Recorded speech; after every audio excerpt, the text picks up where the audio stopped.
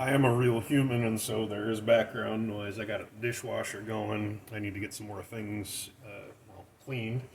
I have already mixed into 3/4 cup of water, sugar, and instant yeast. The quick rise instant yeast. And I lost my dough hook in the move, so I'm going to try and use this egg whisk beater thingamajobber and see how it plays out making dough. So this could be an entertaining failed adventure, or it could function. So what I'm going to do is I'm going to be taking 3 cups of bread flour, and thanks to one of my commenters, I did get a measuring device. I'm going to put in 1 cup. I'm going to put in 2 cups. And I'm going to put in 2.5 cups. So there's 2.5 cups of premium quality bread flour. It is enriched, unbleached, and unbromated, which I don't know what that means, but if you take a look at the actual blog post, I'm gonna go look it up because that's just kind of how I am.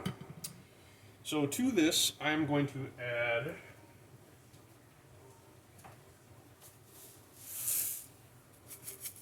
a pinch of salt, roughly 1 little small palmful. That is about 2 tablespoons. There's 2 tablespoons of salt. And as I mentioned before, in here I have my instant rise yeast, 1 packet, and I also have a tablespoon of sugar so that it can activate. The water is warm. And I'm just going to slowly make sure that there's no clumps in this liquid. And I'm going to pull this thing up, and I'm going to start it out on a really low speed because, again, it's an egg whisk. I don't know what's going to happen. On a positive note, you can't hear the dishwasher probably anymore because the KitchenAid is going to start taking over the noise.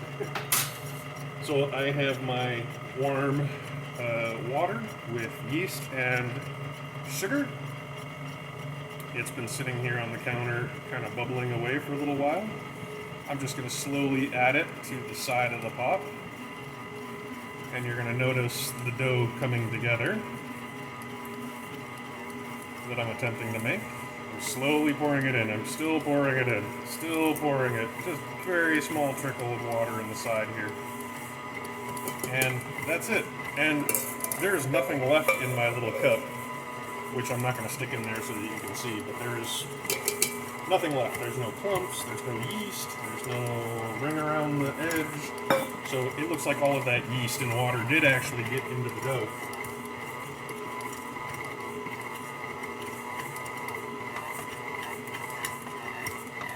I had 3/4 cup of water in there, and what I'm seeing right now is this dough form, but it's not as elastic as I would like, and there's still little bits down there in the bottom. So I've gone to the sink here, and I got just a little bit more water, and I'm going to add just a little bit more water. When you do recipes with flour, water, different climates, different days, humidity level plays a factor, everything plays a factor. So now it's looking a little too wet, and the wire whisk is obviously having a struggle.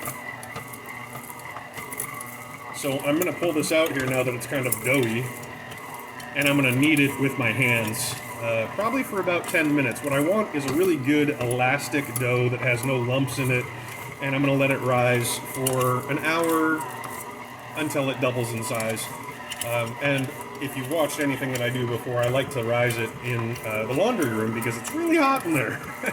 And I'm going to do a load of laundry at the same time. So check back to see what happens to this dough.